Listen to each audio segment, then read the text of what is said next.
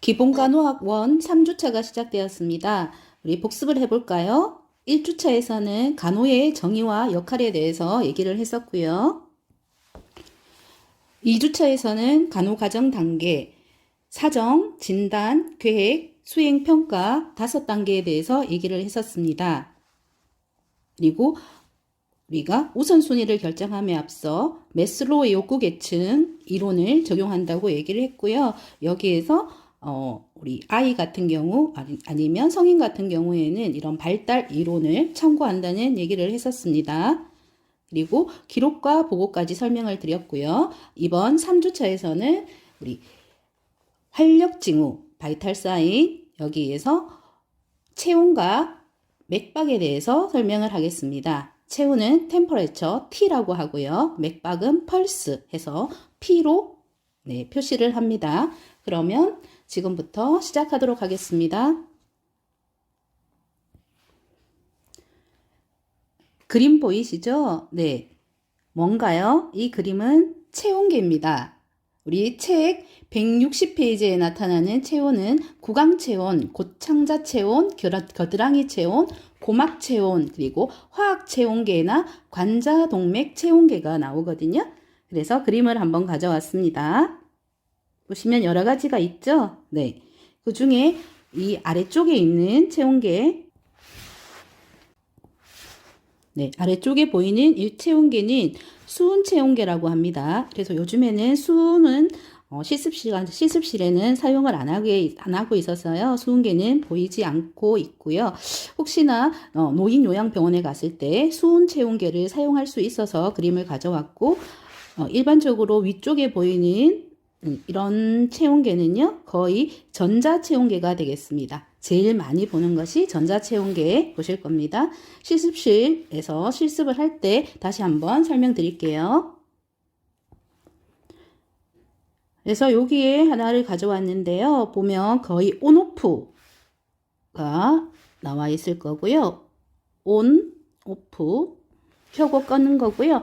그리고 이제 이 부분들 보통 누르는 게 3개가 있을 수도 있고 2개가 있을 수도 있는데 보통 중간에 라인을 누르면 2초 만에 되는 것도 있고요. 아니면은 3분 이상 걸리는 것들이 있습니다. 그래서 체온을 측정하게 되어 있고 체온은 심부 체온이 있고요. 그리고 표면을 측정하는 게 있습니다. 교재에서 설명할 때 자세히 설명해 드리겠습니다. 그러면 옆에 물 한 잔 갖다 놓으시고요.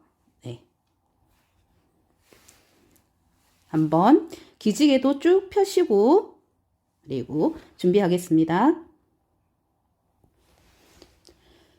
교재 154페이지입니다.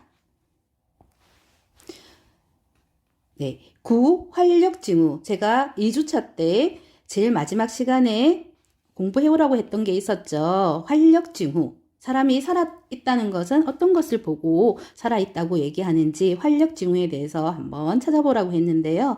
활력 얘기했죠. 바이탈. 네, 이것은 필수적인 생명 유지와 관련되는 단어입니다. 그래서 또 때로는 활력이 넘치다는 뜻도 갖고 있고요. 그래서 이 살아있다는 것은 어떻게 보냐고 하면 우리가 심장이 뛰고 있는지 그리고 뇌가 잘 살아있는지 그리고 폐 호흡을 잘 하고 있는지 이런 부분들을 본다고 했고요. 활력징후에서는 이런 기관들이 잘 되고 있는지를 모니터링을 하는 겁니다. 그래서 TPRBP라고 해서 체온, 맥박, 호흡, 그리고 혈압을 측정하는 거고요. 그러면 이런 활력징후는 누가 측정을 할까요? 네, 맞습니다. 네, 간호사가 하죠.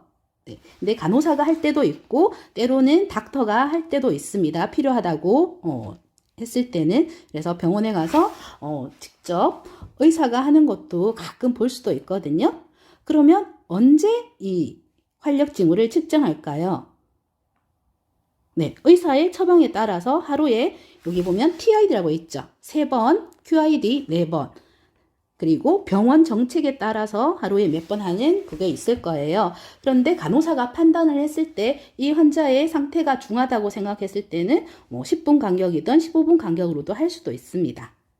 이렇게 해서 누가 측정하는지, 언제 측정하는지를 봤고요. 그러면 왜 이거를 한다고 했을까요? 제가 아까 장기 얘기를 하면서 이런 상태를 확인하기 위해서 한다고 했습니다. 그래서 이런 개념을 가지고 시작을 할게요. 따라오고 계시죠? 그리고 활력 징후에서 시작이 되면서 기본 간호학에서는 가장 말 그대로 기본이 되는 활력 징후 바이탈 사인에서 용어를 알아야 되겠죠? 고열증이라고 해서 하이퍼파이렉시아. 그래서 고열. 여러분들은 고열은 몇 도를 고열이라고 생각을 하세요? 네. 37.5도, 38도, 39도, 40도? 네. 여기 책에서는 41도 이상을 고열이라고 한다고 되어 있습니다. 41도씨. 우리 섭씨를 얘기하고요. 체온을 뜻하는 거는 섭씨, 화씨가 있는데 본문에서 하도록 할게요. 네, 여기서는 고열, 그리고 고체온증, 하이퍼썰미라고 해서 하이퍼 용어에서 지금 저희가 4월 26일 날 시험을 치죠. 그러면 이 부분들 공부하고 있으리라 봅니다. 그럼 하이퍼는 높다는 뜻이고 썰미아는 온도라는 뜻이죠. 그래서 체온, 그래서 체온이 높은 고체온증, 그리고 체온의 정상은 몇 도인가요? 제가 앞 주차에서 얘기를 했습니다. 네, 이 책에서는 36도에서 37.5도씨를 정상으로 보고 있습니다.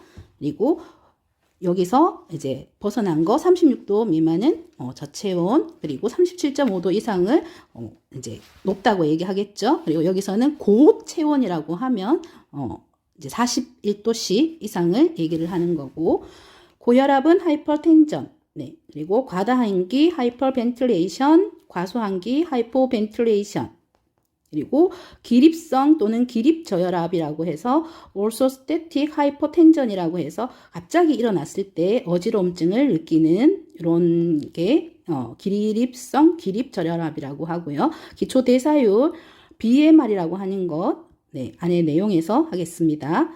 그리고 내쉴 때 하는 호기 exhalation, 그리고 expiration이라고 하는 호기고요. 느린 맥, 서맥은 우리가 맥박 얘기를 합니다. 펄스는 60회에서 분당 100회가 정상이거든요.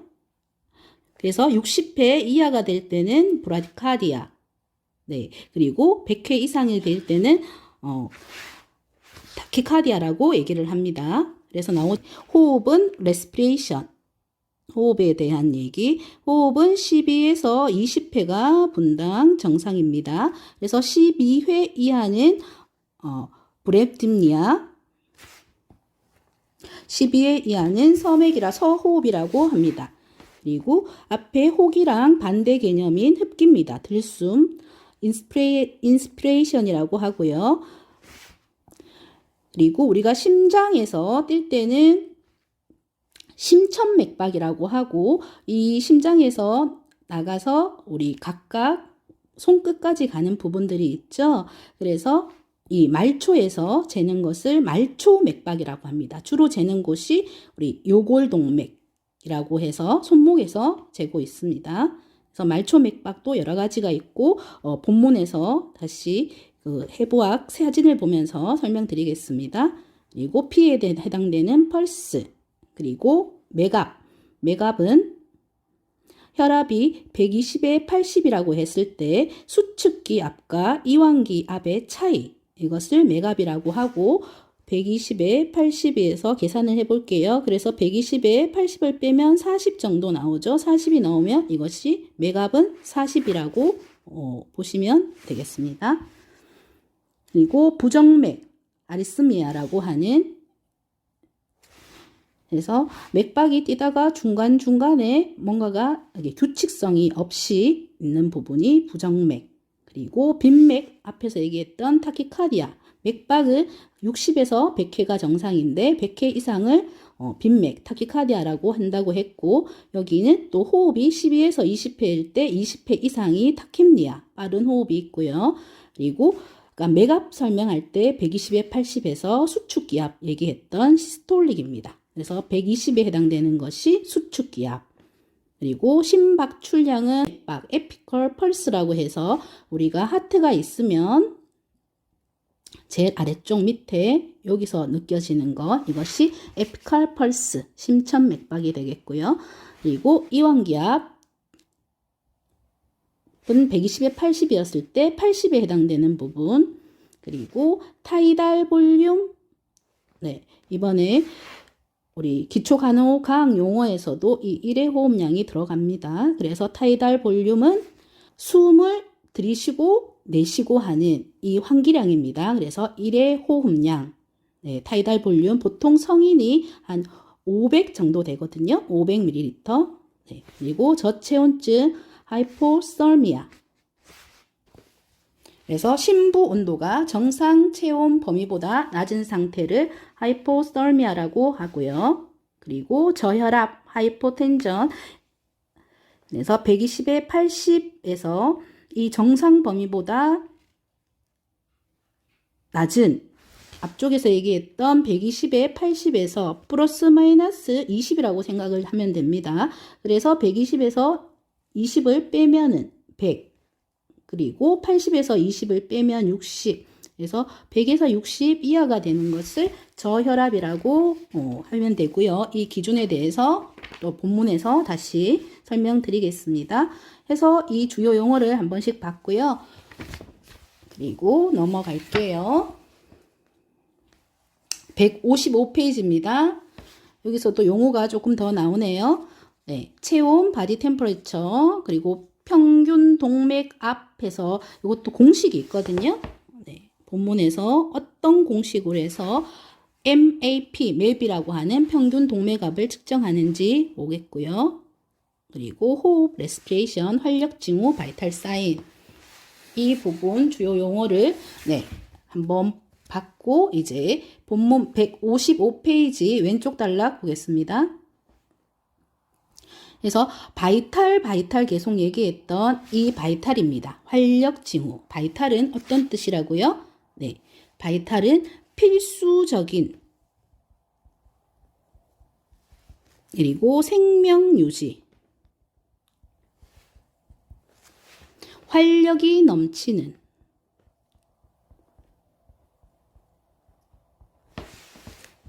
네, 이런 뜻의 활력이고요. 그 활력을 나타내는 사인입니다. 그래서 활력 징후. 그래서 전통적으로 체온, 맥박, 호흡과 혈압을 이 활력 징후라고 하고요. 그리고 최근에는 통증, 이 페인까지 5번째 활력 징후로 사정하고 있습니다. 그리고 산소 포화도 또한 전통적인 활력 징후 측정과 함께 신체 기능을 감시하기 위해서 사용됩니다. 그래서 3주차, 4주차에 걸쳐서 체온, 맥박, 호흡, 혈압, 그리고 산소 포화도까지 학습을 하도록 할게요. 그래서 이런 활력 징후 감시 기능은 자동적, 일상적 절차가 아닌 사력 있고 과학적인 사정이 되어야 됩니다. 그리고 활력 징후는 대상자의 이전과 그리고 현재 건강 상태를 감안하여 평가해야 하고 알고 있는 평상시 값이나 정상치와 비교한다고 되어 있어요.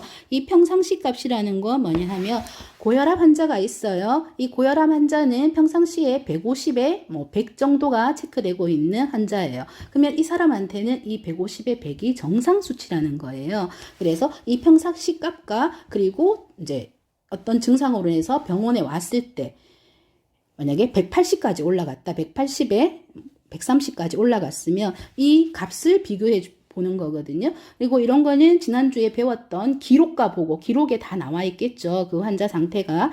그래서 이 평상시 값이나 이런 정상치와 비교한다. 이 얘기고요. 대상자의 활력 징후를 언제 측정하며 얘기를 했었죠. 언제, when, 그리고 얼마나 자주 측정해야 하는지는 대상자의 상태에 따라서 판단을 하고 간호사가 이것을 판단하고 직접 수행하면 됩니다. 그래서 뭐 10분 간격으로 할 수도 있고 2시간, 4시간, 그리고 뭐 하루에 2번 정도 이런 것들을 할 것인지를 판단하면 됩니다. 그리고 이것은 기관마다 활력징후 측정 빈도에 대한 방침이 있다는 거고요. 여러분들이 병원에 취업하게 되면 그 병원에 맞는 방침을 따라가시면 되겠습니다. 그래서 간호사는 지시된 것을 최소 기준이라고 생각하고 활력징후 측정이 필요한 상태라고 판단되면 더 자주 활력징후를 측정해야 합니다. 그래서 방침이 있고 거기에 따라서 간호사가 판단을 해서 더 측정이 필요한 상태라면 자주 하는 것이 중요합니다. 네, 오른쪽 단락 보겠습니다. 그래서 용어 정의를 하면서 얘기했던 심부 체온과 표면 체온입니다. 말 그대로 심부면은 어떤 거죠? 네, 뭔가가 안인 것 같죠? 네, 여기서도 보면은 코어 템퍼레처라 해서 코어라는 거 있습니다. 여러분 필라테스라든가 뭐 운동을 할 때 코어 근육을 뭐 강화해야 된다 할 때 쓰는 단어랑 같습니다. 코어. 그래서 심부 체온이라고 있고요. 그리고 거기랑 거의 상반되는 체온으로 표면 체온이 있습니다. 그래서 여기서 왜 심부 체온, 표면 체온이 나왔냐 하면요. 이 심부 체온은 잘 변하지 않거든요. 그것이 중요하고 더 정확합니다. 그래서 우리가 지금 코비드19로 인해서 지금 측정하는 게 거의 고막 체온. 이런 고막 체온계들은 심부 체온을 측정하는 거거든요. 그래서 내가 지금 측정하고 있는 아니면 측정받고 있는 이 체온이 어떤 거에 해당되는지 한번 살펴보는 것도 괜찮은 방법인 것 같아요. 그래서 표면 체온을 알려고 하면 일단 우리 해부학적으로 피부의 구조에 대해서 알아야 되겠죠. 그래서 피부 제일 위쪽에 있는 게 뭘까요? 네, 피부 제일 위쪽에 있는 게 표피죠. 표피. 그리고 크게 보면은 여기 안에 동글동글동글하게 귤 껍질을 까서 안에 알맹이 있는 이 부분이 피하 지방입니다. 피하 지방. 그리고 그 사이에 있는 것을 이제 진피라고 합니다. 아래쪽에. 네. 그래서 이 부분의 체온을 측정하는 것이 표면 체온이라고 해서 거의 바깥쪽에 있는 체온을 잰다고 생각을 하면 되겠습니다. 그러면 개념은 표면 체온 잡으셨을 거고요. 계속해서 내려가시면 그래서 열 생산량이 열 소실량과 균형을 유지함으로써 체온이 일정하게 유지된다. 항상성이 유지되어야지 우리는 건강하다. 이 항상성이 깨어졌을 때 불건강하다. 그래서 unhealth라고 얘기를 하거든요. 그래서 우리는 이것을 지금 건강 상태로 봐야 되는데 이 건강 상태를 보는 데 있어서 이 체온이 중요한 역할을 합니다. 그래서 이 체온은 항상하게 일정하게 유지되어야 된다. 그래서 우리는 항온 동물이라고 하죠. 사람은. 그래서 이 체내 열 생산에 영향을 미치는 이제 요소를 볼게요. 그래서 그러면 체온이 올라가는 경우에는 이제 BMR이라는 게 나옵니다. 기초대사율. 기초대사율은 호흡과 같은 필수 활동을 유지하는 데 필요한 에너지 이용률입니다. 그래서 나이가 많아지면서 이 대사율은 감소하고 젊을수록 기초대사율은 높아집니다. 그래서 어린아이들은 물론 많이 움직이기도 하지만 이 BMR 자체가 높기 때문에 나이 든 사람들보다는 살찌는 비율이 낮죠. 네. 근육활동, 떨림과 같은 근육활동은 대사를 증진시킴으로써 열 생산이 증가한다. 그래서 떨림 아니면 근육활동 우리가 운동을 하게 되면 우리 몸에서 열이 나죠. 그래서 열이 나는 거고 156페이지에 보시면 사이록신 배출이라고 해서 호르몬입니다. 그래서 우리 사이로이드에서 분비되는 이 호르몬 분비가 증가하면 신체 전반의 신체 대사율이 증가합니다. 그래서 갑상선 기능 항진증이 있을 때 그런 사람들은 보통 마른 사람이 많거든요. 이런 호르몬과 관계된 거고 마지막으로 이제 에피네프린, 노르에피네프린이라고 하는 교감신경 자극, 스트레스 반응 호르몬 네, 이런 것들이 인슐린식의 세포 대사를 즉각적으로 증가시킵니다. 그래서 발열이라고 하는 피버는 발열 상태가 세포 대사율을 증가시켜서 체온을 더욱 높입니다. 그림 9-1을 보겠습니다. 정상인의 체온 범위라고 해서 여기를 보고 제가 아까 얘기를 했던 정상 체온이었거든요. 36도에서 37.5도라고 해서 여기 보시면 36도가 보이죠? 네. 그리고 체온계를 볼 때 여러분들이 칸을 보시면 돼요. 여기에 보면 한 칸씩 되어 있죠?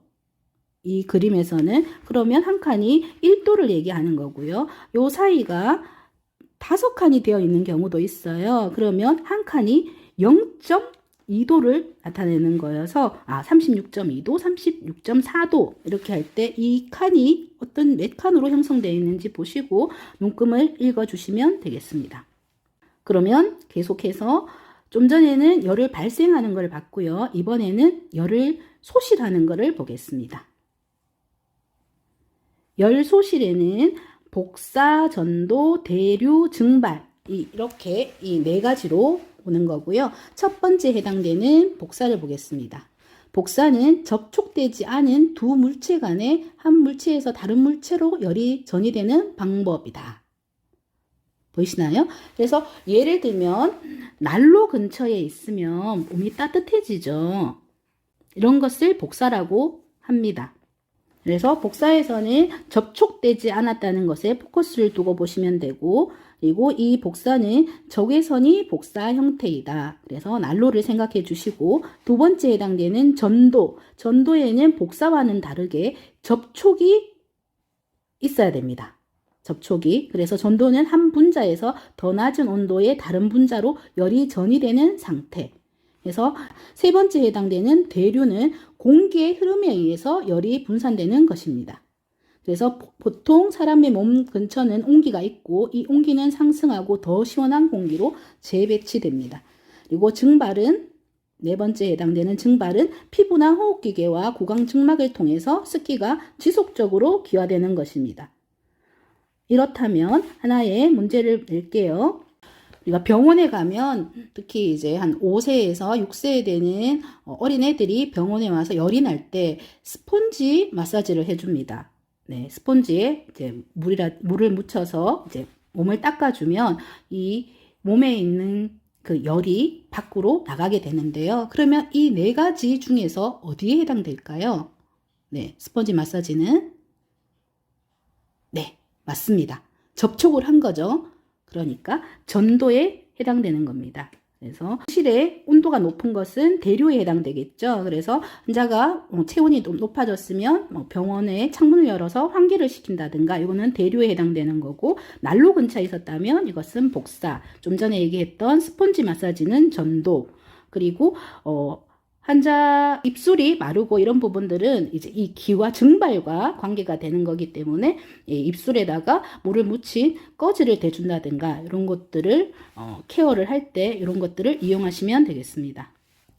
네, 156페이지 오른쪽 단락 아래쪽에 보시면 이제 기전에 대해서 볼게요. 체온 조절 기전에 대해서는 세 가지가 나옵니다. 첫 번째는 이제 수용체에 대한 거라고 해서 지금이 이게 따뜻하다. 아니면 차갑다 이렇게 지각하는 수용체고요. 두 번째는 이 체온 조절을 하는 중추입니다. 그래서 하이포탈라무스라고 해서 시상하부에서 이것을 관장하고 있고요. 세 번째는 이제 효각이 해서 냉감 수용체 얘기가 나올 거거든요. 여기 각각에 대해서 보도록 할게요. 그래서 체온은 피부와 심부에 분포되어 있는 감각 수용체, 시상하부에 있는 열 조절 중추, 그리고 열 생산과 소실을 조절하는 효과기의 세 부분에 의해서 조절된다. 지금 이 세 가지를 정리해 놓은 게 위에 보이는 거고요.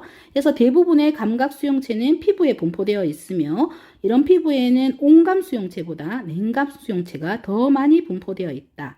그래서 이 냉감을 더 효율적으로 감지하고 있습니다. 그래서 피부가 차갑게 되면 이 체내에서는 체온을 증가시키기 위해서 이 생리적인 세 가지 과정이 발생하게 됩니다. 그래서 첫 번째가 떨림, 시볼링이 열 생산을 증가시킵니다. 그래서 환자가 체온이 오르기 전에 바로 전 단계에서 나타나는 게 이 시블링이거든요. 떨림. 그래서 환자가 막 떨고 있어요. 그러면 간호사는 어떤 걸 예상해야 되죠? 이 다음 단계에는 체온이 올라가겠구나 라고 보시면 되고, 발한이 억제되어 열 소실이 감소한다. 그리고 혈관 수축으로 열 소실이 감소한다. 이 세 가지로 이제 체온을 증가시키게 되겠습니다. 이 시소를 보시면 되겠습니다. 시소를 보시면서 개념을 잡을게요. 156페이지 그림 보겠습니다. 왼쪽 아래에 그림 9-2에 보면 열 생산과 열 소실의 균형 유지라고 되어 있습니다. 보이시나요? 그래서 우리는 항상성을 유지하기 위해서 이 시소의 평형 상태가 유지되어 있는 것이 정상 체온이라고 했었죠. 그래서 36에서 37.5도를 유지하는 게 정상이에요. 그런데 열을 생산하는 게 어떤 게 있었죠? 기초대사율, BMR이 높을수록, 그리고 근육활동, 그림처럼 운동을 한다든가, 아니면 호르몬은 있었죠. 호르몬이 티록신을 배출하든가, 아니면은 에프네프린, 노르에프네프린 이런 호르몬이 지금 나오게 되면은 열을 생산하게 됩니다. 그러면 어떻게 돼요? 시소 모양이 이 열 생산 쪽으로 이렇게 되겠죠. 그러면 이 열 생산을 해서 체온이 높아졌으면 다시 이 열 소실을 할 수 있도록 우리는 케어를 해줘야 되겠죠. 널싱을. 이런 개념이거든요. 그러면 열 소실은 어떻게 된다? 우리가 아까 기전에서 복사, 전도, 대류, 증발이 있었죠. 그래서 이거는 높은 데서 낮은 쪽으로 열이 이동하게 되어 있거든요. 거기에 따라서 복사, 전도, 대류, 증발을 이런 것들을 해서 계속 이 시소가 평형을 이루도록 하는 겁니다. 그래서 열 생산과 열 소실이 평행을 이룬 것. 그래서 정상 체온을 유지하는 겁니다. 그래서 여기서 얘기했던 체온 조절도 이 시소 개념에서 이해를 해주시면 되겠습니다. 그러면 이 체온에 영향을 미치는 요인을 볼게요. 157페이지 왼쪽 단락 아래쪽입니다. 체온에 영향을 미치는 요인 어떤 게 있나요? 네, 여러 가지가 있는데요. 연령, 일주기 변동, 운동, 호르몬, 스트레스, 환경이 되겠습니다. 하나하나 볼게요. 연령입니다. 영아는 환경의 온도에 크게 영향을 받으므로 극심한 온도의 변화로부터 보호해야 된다. 어린이는 사춘기 때보다 성인보다 체온의 변화가 크다. 해서 이것은 성장 발달 아니면 안오가노에서 배우게 될 텐데요. 체포 면적이라는 게 이제 성인이랑 조금 다르거든요. 근데 여기에서는 이제 깊게 들어가는 것보다는 연령에 따라서 영아 얘기가 있고요. 또 노인 얘기가 있어요. 그래서 영아랑 노인은 이 체온 변화가 성인에 비해서 크다고 생각하시면 되겠습니다. 그래서 영아는 빨리빨리 이게 변화가 크기 때문에 그러니까 37.5도씨까지 얘기했던 게 성인이었거든요. 정상 범위가 36에서 37.5도. 그거보다 한 38도만 돼도 아이들은 좀 위험한 상황에 있을 수가 있기 때문에 바로바로 처치가 들어가야 됩니다. 노인 볼게요. 노인은 부적절한 식사, 피하지방의 소실, 활동 부족, 체온 조절의 감소 등의 이유로 전체 저체온의 위험성이 높다. 네. 주기 변동이라고 해서 24시간 주기 리듬이 있습니다. 여기서는 하루 중에 높은 시간, 그리고 하루 중에 이 체온이 낮은 시간이 있는데요. 하루 중에 가장 높은 시간은 오후 4시에서 6시, 그리고 가장 낮은 시간은 새벽 4시에서 6시 동안 이렇게 잠자는 동안에 일주기 변화가 있고요. 그것이 157페이지 오른쪽에 이제 체온 변화 이 표가 있습니다. 그래서 4시에서 6시 이 부분이요. 이제 새벽 4시에서 6시 이 부분이 지금 하루 중에 가장 낮은 시간이고요. 운동에 따라서 앞에 설명했듯이 이 심한 운동이나 이런 격렬한 운동을 하게 되면은 온도가 올라갑니다. 어디까지? 38.3도에서 40도까지로 증가시킬 수 있는데요. 이 직장 체온이라고 하는 거, 요거는 우리가 신부 체온으로 보시면 됩니다. 신부 체온, 앞에서 신부 체온은 복강, 골반강과 같은 신체의 신부 조직이거든요. 그래서 이 직장은 신부 체온이라고 합니다. 그리고 호르몬, 이 호르몬에서는 임신이 잘 안 될 때 임신 유도를 하거든요. 볼게요. 호르몬. 그래서 여성은 남성보다 호르몬 변동이 더 심하고 특히 배란기에 프로게스테론이 분비되면서 얼마가 더 올라가냐 하면요. 0.3에서 0.6도씨 정도 체온이 올라갑니다. 기초 체온이. 그래서 체온을 쟀을 때 이 올라가는 시점이 있을 거 아니에요. 그때가 배란할 때거든요.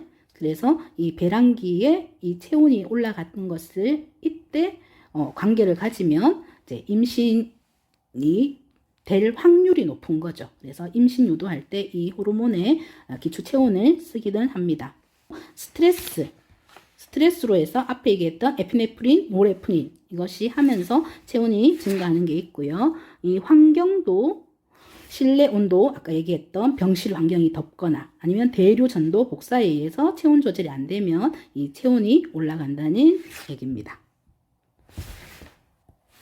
그래서 우리 간호에서 봐야 되는 건 뭘까요? 이 체온에서 우리가 정상인 거는 트리트를 안 해줘도 되는데 이 체온에서 고체온 그리고 저체온이 되면 문제가 발생하는 거잖아요. 항상성이 깨지기 때문에. 그래서 이 부분에 대한 것들을 볼게요. 이제 발열입니다. 그래서 발열, 고체온증이라고 한다. 그래서 그 중에서 높은 체온, 고열증은 41도씨 이상을 높은 체온이라고 합니다. 그리고 열이 있는 상태를 발열, 그리고 열이 없는 상태를 무열 상태라고 합니다. 그래서 구강 체온은 입으로 체온을 재는 겁니다. 그래서 혀 밑에 우리 설하동맥이라고 있거든요. 그래서 그 동맥 근처에는 모세혈관이 많이 분포하고 있습니다. 그래서 이 체온계를 그 아래쪽에 대고 체온을 측정하는 거고요. 계속해서 보면 이제 이 열의 유형에 대해서 나옵니다. 열의 유형은 간헐열, 이장열, 죄기열, 계류열이라고 나와 있는데 익숙하지 않은 단어들이죠. 이 각각에 대해서 보겠습니다. 간헐열은 발열 상태와 정상이거나 정상 이하인 체온이 규칙적인 간격으로 교대로 나타나는 상태. 그래서 말라리아에서 볼 수 있다. 그래서 말라리아 걸려서 오시는 분들은 또 3일 동안 계속해서 열이 나고 그리고 3일 동안은 열이 나지 않습니다. 그래서 3일 간격으로 이렇게 교대로 나타나는 이 열이 나는 상태, 이런 증상이 있는 것을 간헐열, 그래서 규칙적인 간격으로 교대로 나타나는 상태라고 이해하시면 되겠네요. 그리고 이장열 보겠습니다. 이장열은 감기나 인플루엔자에서 볼 수 있는 거고요. 2도씨 이상의 폭넓은 체온 변화가 24시간 이상 지속된다. 그래서 원래 우리가 37.5도까지 정상으로 보는데, 그러니까 38.5도 이상의 이 변화가 24시간 이상 계속해서 이 열이 있을 때는 이장열. 그래서 항상 체온이 정상보다 높은 상태이고요. 그리고 재기열이라고 하는 거는 1, 2일의 정상 체온 기간과 단기간의 발열 상태가 교대로 나타나는 거. 그러면 이틀은 정상이었다가 이틀은 발열 상태였다가 이렇게 교대로 나타나는 것이 재기열. 그리고 계류열은 변동폭이 작은 고열이 지속되는 상태로 장티푸스 같은 질환에서 볼 수 있습니다. 상승되었던 열이 갑자기 수시간 안에 정상 범위로 떨어지는 것을 분리열이라고 하며 혈액 내 세균 감염이 분리열을 야기할 수 있다 해서 셉시스라고 하는 폐혈증 얘기입니다. 셉시스, 폐혈증. 그래서 상승되었던 열이 갑자기 수시간 안에 정상 범위로 떨어지는 분리열. 히트스트로크라고 해요. 열사병. 그리고 힛 이그조스트라고 해서 열피로. 그래서 열피로 먼저 보겠습니다. 열피로는 과도한 열과 수분, 염분 결핍의 결과이다. 그래서 정상은 창백함, 현기증, 오심, 구토, 허약 및 약간의 체온 상승이다. 그래서 일반적으로 고온에서 오래 활동하는 경우 체온 조절 중추 이상으로 따뜻하고 붉어진 피부에 땀이 나지 않고 41.1도씨 이상의 체온, 선망, 의식 상실 또는 발작의 증상을 나타낸다. 우리 책에는 열사병과 열피로만 나왔는데요. 우리가 주로 얘기하는 게 일사병, 열사병 이렇게 얘기하거든요. 그래서 일사병은 과도한 고온 환경에 노출되었는 운동선수라든가 아니면은 일용직 노동자들, 건물에서 이제 건물 짓는 사람들 아니면 군인들이 이런 과도한 고온 환경에 노출되었을 때 이제 오는 게 일사병이고, 이 열사병이라고 하는 거는 일사병과 다르게 습도도 높은 거예요. 그래서 온도, 습도가 다 높은 곳에서 몸에 열을 배출하지 못해서 나타나는 것이 이제 열사병입니다. 그래서 이게 일사병인지 열사병인지 그리고 아니면 열피로에서 온 것인지에 따라서 간호가 달라지기 때문에 이 세 부분은 조금 구분해서 보시면 되겠고요. 이 부분에 대한 이제 발열 징후에 보겠습니다. 발열 징후는 시작기라고 해서 온셋, 경과기, 코urse, 종식기, 어베이트먼트를 거치게 된다. 여기서 나오는 중요 개념이 있는데요. 지정 온도라고 있어요. 세트 포인트. 그래서 우리가 일반적으로는 아까 36도에서 37.5도를 정상으로 보고 여기서 이제 벗어나는 경우 낮거나 높을 때 우리가 중추가 시상하부에서 체온 중추가 이제 움직이가 되는 거죠. 근데 이 세트 포인트를 더 높이는 경우가 있을 수 있는 거예요. 38도를 세트 포인트로 맞춰 놓으면 여기서부터 기전이 작동하는 거거든요. 그래서 이 세트 포인트가 어떻게 되는지 이 개념을 먼저 알아야 되겠죠. 내가 인지하고 있는 이 세트 포인트, 거기를 일단 먼저 지정 온도 이 개념을 잡고 나머지를 보실게요. 그래서 임상 증상 159페이지 보겠습니다. 임상 증상에서 지금 하나, 둘, 세 가지로 나오거든요. 첫 번째는 온셋에 해당되는 오한기, 그리고 발열기, 그리고 해열기, 이렇게 세 개에 나누어서 보이고, 이 증상에 따라서 이 발열 환자의 간호중재가 달라집니다. 그래서 이 부분은 중요한 부분이 되겠습니다. 어떨 때 이 오한이 오냐면 심박동수가 증가하고요. 이때 발열기에서 이 오한기에서의 증상은 심박동수 증가, 그리고 호흡률, 그리고 깊이가 증가하게 됩니다. 그리고 떨림, 피부가 차고 창백해지고 추위를 호소하고 손톱의 청색증, 피부에 소름이 돋고 땀이 나지 않습니다. 이때는 어떻게 해줘야 될까요? 이 오한기에는 간호를 열이 막 나기 시작하니까 열 생산이 촉진되는 이때는 거죠. 그래서 오한, 근육이 뜨고 이럴 때는 보온을 해줍니다. 그래서 우리가 간호를 할 때 어떤 거를 놓치고 있냐 하면요. 이 사람이 지금 막 떨고 있어요. 그래서 막 춥다고 호소를 해요. 근데 우리가 앞에서 배웠잖아요. 이 오한, 시벌링이 있을 때 그 다음 단계가 체온이 올라간다고 했죠. 그래서 체온이 올라갈 것을 대비해서 이불을 절대로 안 주는 간호사들이 있거든요. 그러면 안 된다는 거죠. 이때는 오한, 떨고 있는 이 오한기에서는 보온을 해줘야 되는 거예요. 그래서 이불을 덮어주고 충분하게 이렇게 간호를 진행하시면 되고요. 발열기에 해당되는 부분입니다. 경과기. 그래서 이제 이때는 오한이 사라지고 피부가 따뜻해지고 광민감성이 있고, 그리고 눈에 초점이 없고 흐리멍텅한 외모가 보이면서 맥박수, 호흡수도 증가하고 갈증을 호소하고 약간 혹은 아주 심한 탈수 상태가 되고 기면 상태, 불안정, 선망, 그리고 경련이 일어날 수 있고 구강의 단순포진, 그리고 식욕 상실, 피로, 허약감, 근육통이 있습니다. 이때는 어떻게 해야 될까요? 네, 휴식을 해야 되고요. 그리고 열 소실이 지금 촉진된 것을 보셔야 됩니다. 세 번째, 해열기입니다. 해열기는 종식기로서 피부 홍조와 화끈거림, 발한, 떨림이 감소하고 탈수의 가능성이 있습니다. 그래서 이때는 탈수를 예방하고 그리고 우리가 안위를 증진해줘야 되겠죠. 그래서 지금 많이 땀이 나는 상태니까 건조한 의복으로 교체해주고 침구도 바꿔주고 그래서 안위를 유지할 수 있도록 해줘야 되고, 이런 세 가지 단계, 오한기, 발열기, 해열기, 이런 모든 증상에서의 전반적인 간호는 충분한 수분 섭취를 해주고요. 그리고 닥터 오다에 따라서 해열제를 투여를 해주면 되겠죠. 그래서 발열 환자 간호중재 159페이지 오른쪽 단락 박스 보겠습니다. 9-2.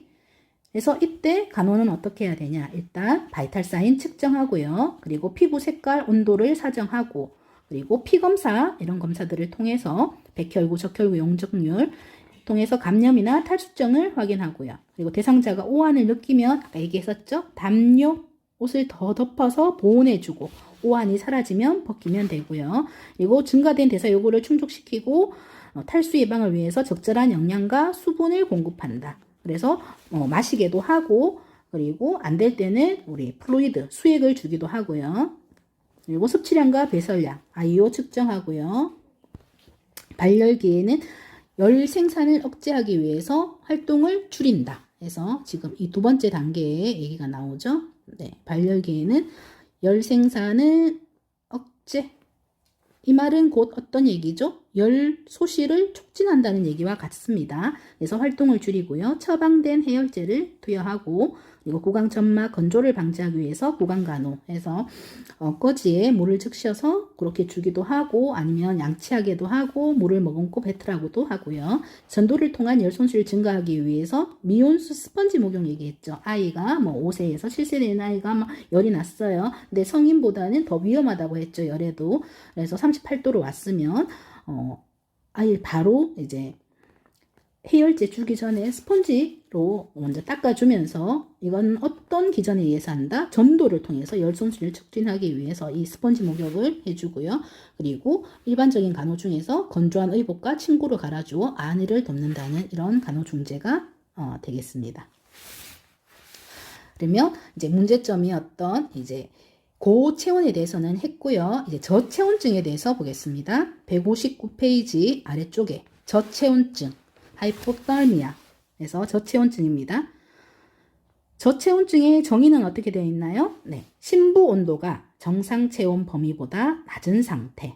그러면 우리가 36도에서 37.5도였는데 이 36도보다 낮은 상태를 저체온증이라고 보면 되겠죠. 그래서 세 가지 생리적인 원인으로는 과도한 열 소실, 그리고 열 소실에 비해 열 생산이 부족한 상황, 그리고 시상하부의 체온 조절 기능 손상을 들 수 있다. 시소를 생각하시면 되겠죠. 시소에서 보실게요. 그러니까 156페이지 시소죠. 네, 이 시소에서 보면 첫 번째 과도한 열소실이에요. 이 열소실이 이제 많아진 거죠. 열소실이 많아졌고, 그리고 열소실에 비해서 열 생산이 부족한 것. 항상 이 균형은 두 개를 비교를 하는 거잖아요. 그러면은 열소실이 많아졌거나, 많아지면 여기가 더 무거워지겠죠. 이 부분이. 아니면은 열소실에 비해서 열 생산이 부족하거나, 상대를 비교해 주는 거예요. 그리고 치상하부의 체온 조절 기능이 손상을 받았거나, 이런 세 개에 해당되는 부위가 이 열소실이 아래쪽으로 가면서 저체온증에 빠지는 거예요.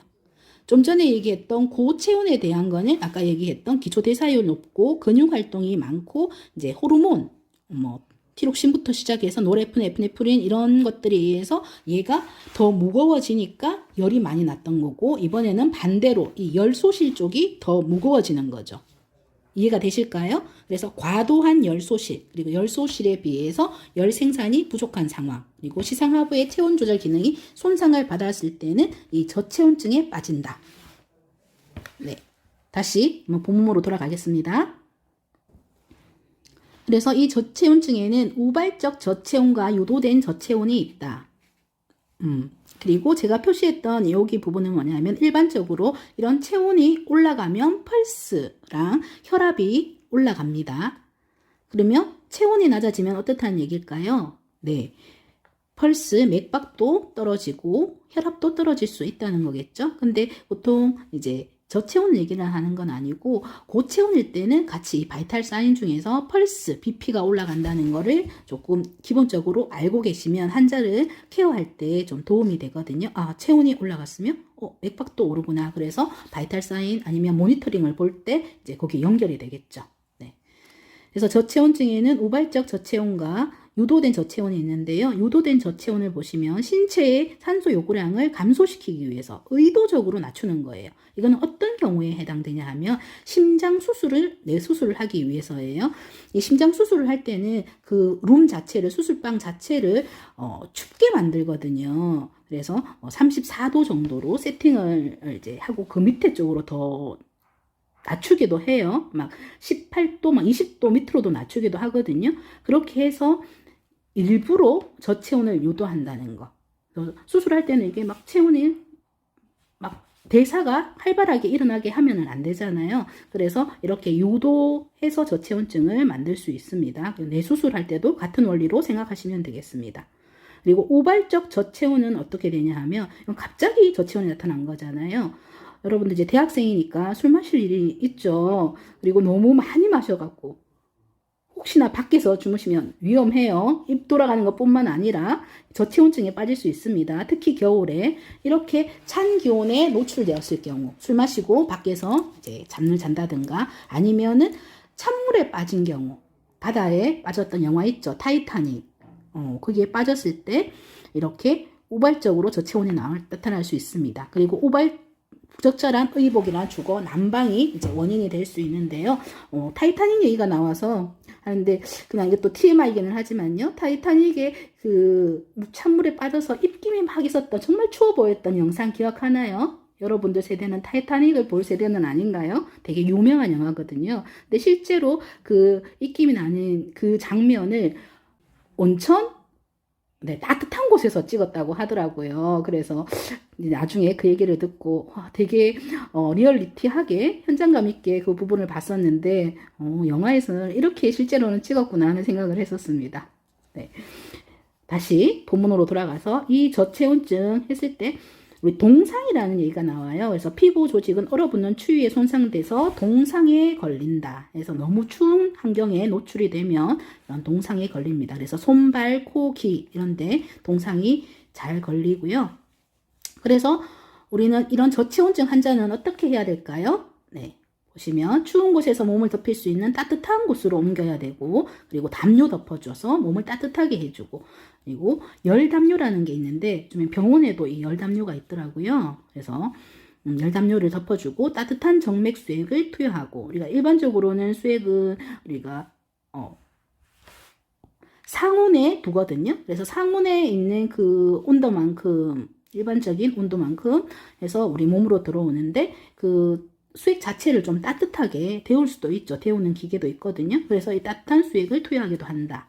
그리고 젖은 옷은 물의 높은 전도력 때문에 열 손실 크므로 이제 마른 옷으로 빨리 갈아입혀야 된다 하는 것이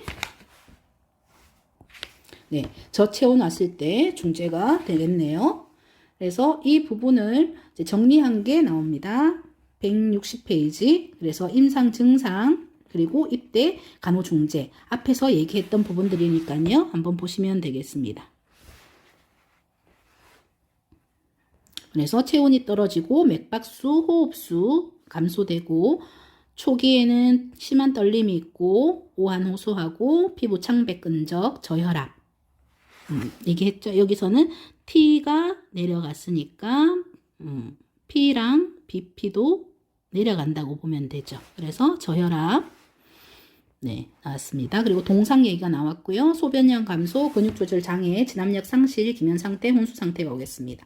그래서 저체온 대상자 간호 중재에는 앞에서 얘기했던 부분들이죠. 환경 따뜻하게 마른 옷, 따뜻한 담요, 모자나 터번으로 머리를 보호한다. 특히 우리 아이 신생아 애기 태어나자마자 우리 포에 싸거든요. 그때 머리를 잘 싸줘야 돼요. 이 머리에서 이제 체온이 많이 소실되거든요. 그래서 모자나 터번도 같은 원리로 보면 되고요. 사지를 몸 가까이에 붙이고 따뜻한 물 마시게 하고 따뜻한 수액 설명드렸던 그 정맥 주입합니다. 보온 패드를 대어주고요. 그리고 체온 사정하는 거 이제 여기에서 우리 부위별로 어떻게 체온을 재는지가 나옵니다.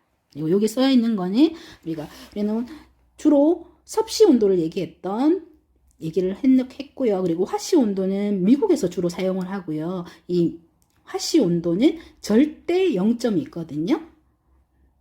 그러면 이 얘기는 뭐예요? 네, 섭씨 온도에는 절대 0점이 없다는 얘기겠죠.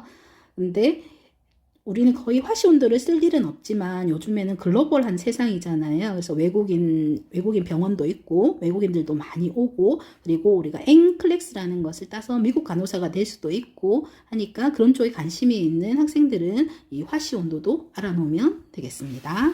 그래서 단위로는 섭씨, 화씨가 있다는 거고요. 160페이지 오른쪽 단락에 보시겠습니다. 첫 번째로 재는 게 이제 구강체온입니다. 구강체온. 그래서 구강체온을 측정할 때는 대상자가 차거나 뜨거운 음식, 수분을 섭취했거나 흡연을 했는지 확인하여 섭취하면 30분 경과 후에 측정해야 된다. 이런 부분들은 시험에 나오기 좋겠죠. 그래서 구강체온을 할 때 어떤 걸 해야 되냐, 환자한테 물어봐야 되겠죠. 혹시 지금 병원 오시기 전에 차가운 음료라든가 아니면 뜨거운 커피 아니면 흡연을 하셨나요? 이렇게 물어봤을 때 yes라고 얘기를 하면 30분 후에 경과를 측정해야지 정확한 측정값을 얻을 수 있다는 거여서 이런 사정을 해줘야 되는 거고요. 그리고 이런 구강체온은 체온을 잴 수 없는 사람이 있어요. 금기라고 얘기를 합니다. 네, 금기 환자는 어떤 사람은 구강으로 재면 안 될까요? 네, 무의식 환자 같은 경우는 입을 잘 안 벌리거든요. 그러다가 막 억지로 벌리다가 위험할 수가 있고, 그리고 이런 사람들은 무의식적으로 이걸 물 수가 있어요. 그래서 무의식 환자는 구강으로는 재지를 않습니다. 아이도 이제 그런 의사소통이라든가 잘 안 되는 어린아이들은 안 되고요. 그리고 이불 수술, 구강 수술을 하는 사람들은 당연히 구강 체온을 잴 수가 없습니다. 그리고 고창자 체온이라고 하는 거는 일반적으로 다른 교재에서나 또 문제집에서는 직장 체온이라고 적혀 있는 곳이 있어서 이 부분은 고창자 체온은 직장 체온이라고 같이 씁니다. 그래서 이 측정치가 가장 정확성이 높은 것으로 알려져 있다. 그래서 어디에다 재는 걸까요? 우리가 항문에다가 재는 거예요. 근데 이게 또 금기인 대상자가 있겠죠. 어떤 대상자인가요? 우리 구강체온이랑 비슷하게 생각을 하면 돼요. 이 고창자 수술을 받았거나 우리가 직장암이라든가 어떤 치질 수술이라든가 해서 이 부분을 수술을 받았던 사람들은 그쪽으로 이 체온기를 넣을 수가 없잖아요. 그래서 이 수술을 받았거나 아니면 지금 설사를 하고 있어요. 그런 경우에도 안 되겠죠. 그리고 면역 억제라든가 혈액 응고 장애, 심한 치질이 있는 대상자한테는 이 체온계를 항문으로 넣어서 잴 수가 없기 때문에 이런 부분이 금기가 되겠습니다. 야, 읽어보시면 이해는 되시죠? 왜 그런지. 그 부분이 수술을 하거나 아니면 이런 증상들, 설사나 이런 거 있거나 아니면 면역 억제제를 쓴다는 거는 어떤 우리가 백혈병이라든가 아니면 항암 환자라든가 이런 면역 억제제를 쓰고 있으면 어떤 조그만 상처가 나도 바로 감염이 되고 위험한 상황이 될 수 있기 때문에 이런 사람들은 안 되는 거고, 혈액 응고 장애가 있다는 건 피가 잘 안 멈춘다는 거잖아요. 그래서 혹시나 재다가 출혈을 일으킬 수 있기 때문에 이런 부분들은 금기가 되겠습니다. 그리고 세 번째, 겨드랑이 체온입니다. 엑실러리, 우리 겨드랑이에서 재는 것. 그래서 접근이 쉽고 안전하기 때문에 우리 신생아 이런 아이들한테 지금 많이 추천되고는 있거든요. 근데 이 겨드랑이 체온은 보통 10분 정도를 있어야지 정확한 값을 얻을 수가 있기 때문에 이런 게 신부 체온에 비해서 고창자 체온 이런 것보다는 정확도가 낮습니다. 네.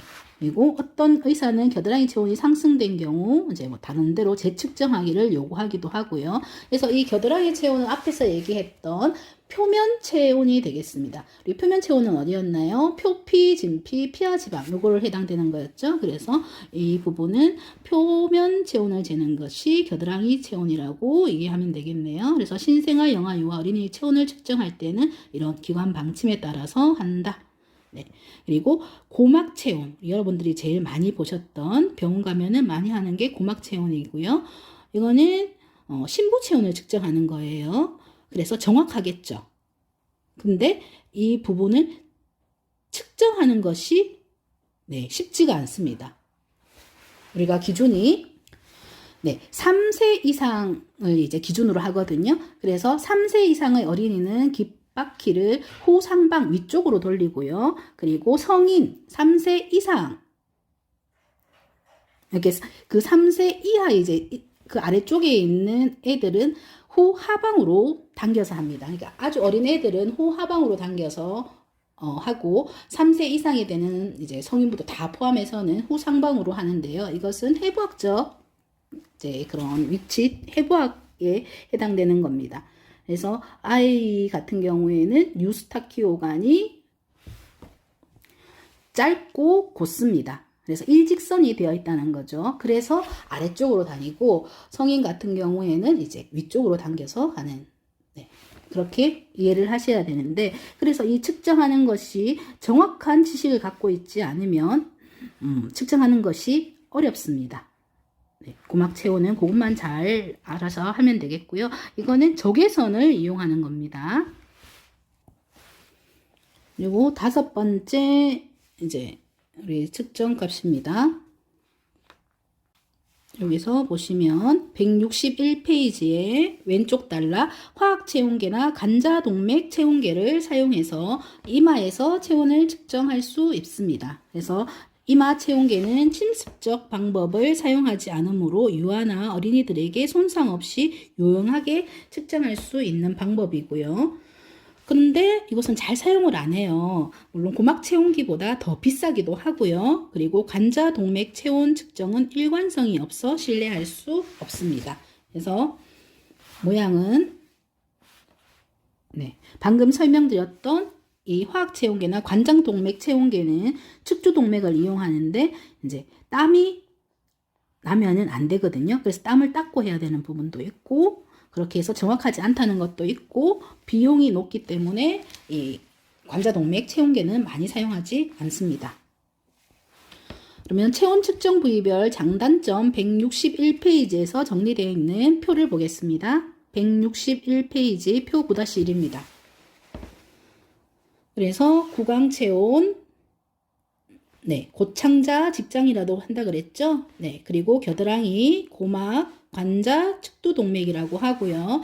예전에는 이런 애가체온이라든가 아니면 이 직장체온, 고막, 구강체온을 같이 이렇게 같은 체온계를 썼거든요. 근데 이 직장체온을 항문에 했던 거를 입에라든가 겨드랑이에 넣기는 그렇죠. 그래서 여기에 체온계에 R이라고 표시를 했었습니다. 그래서 R이라고 표시를 하고 이것은 직장에만 사용하도록 했었거든요. 그래서 여기에 보면은 아까 금기사항 설명드렸던 부분들이 여기 나와 있습니다. 단점에. 그래서 한번 쭉 읽어보시면 되겠습니다. 그래서 이 부분을 그림으로 보시면 그림 9-5입니다. 그래서 A에 해당되는 거는 탐침과 탐침 덮개. 여기 탐침이 있고 탐침 덮개가 있네요. 근데 사실 저도 이제 병원에서 이 A 부분은 한 번도 본 적이 없어서 거의 못 봤었고요. 근데 이게 지금 전자체온계라고 하네요. 이거 오른쪽에 있는 거를 제일 많이 사용하거든요. 그래서 가정용 전자체온계라고 적혀 있고 병원에서도 이런 거를 사용하고 있습니다. 그래서 상품에 따라서 정확도는 좀 다른 게 있고요. 가격대별로도 다 다르겠죠? 그리고 바로 밑에 보이는 것이 화학체온계입니다. 그래서 이 화학체온계는 A, B, C 보시면 A는 겨드랑이용, 그리고 B가 고창자용, C가 이제 구강용이라고 되어 있고요. 그리고 여기는 어떤 화학 물질이 이제 묻혀져 있겠죠. 그래서 여기 보시면 이제 우리가 결과를 읽는 리딩을 할 수가 있어야 되는 거죠. 그래서 여기 F 화시 온도로 나와 있네요. 외국에서 나온 거라. 저도 임상에서 여기 화학 체온계는 보지는 못했었거든요. 근데 여기 보니까 뭐 99.2 여기까지가 파란색으로 표시가 되어 있는 이 부분을 읽는 걸까 아닌가 하는 생각이 드네요. 그래서 이런 제품을 보게 되면 아 이게 화학 체온계구나 이렇게 보시면 되겠습니다. 그리고 많이 봤던 요거는 피부 테이프라는 것도 있어요. 체온 감지 피부 테이프.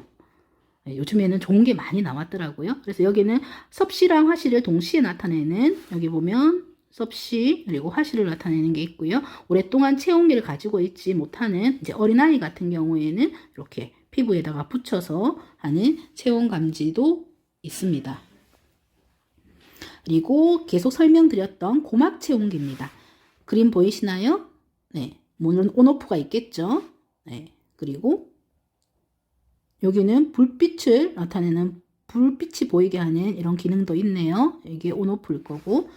그래서 이 적외선 고막 체온계는 가격이 좀 비싼 단점이 있고요. 그리고 사람마다 바꿔가면서 이 탐침 커버를 교체를 해야 되겠죠. 네, 심부 체온을 재는 고막 체온계였고요. 아까 얘기했던 관자 동맥 체온계입니다. 이것도 적외선 고막 체온계랑 같이 적외선을 이용하는 거고, 그리고 이 고막 체온계보다는 조금 고가라는 얘기. 근데 정확성이 떨어진다고 했었죠. 네. 이렇게 해서 우리 체온계의 종류에 대해서 그림을 보면서 익혔고요. 우리 미국 NCLEX 시험을 본다든가 아니면 국제병원에서 이제 일할 학생들은 이 부분을 봐주면 되겠네요. 그래서 섭씨, 화씨 온도를 이제 계산하는 공식입니다. 그래서 100-32 곱하기 9분의 5 이렇게 계산을 하면은 이제 요 정도 이렇게 계산하는 걸로 해서 섭씨, 화씨 온도로 바꾸는 거. 그래서 우리 그 부위별로 해서 정상 수치 보겠습니다. 정상 수치는 여기 책에 나와 있지 않아서 제가 작성했는데요.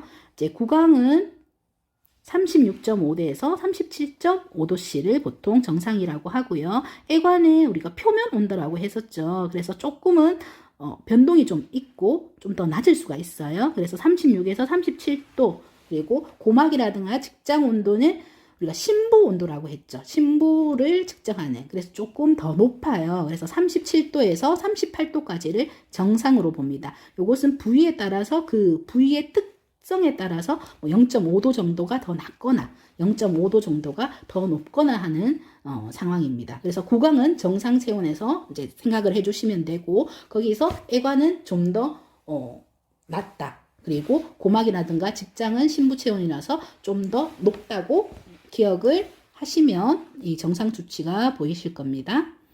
이렇게 해서 체온에 대한 부분은 마치고요. 이제 맥박에 대한 부분 설명 있겠습니다.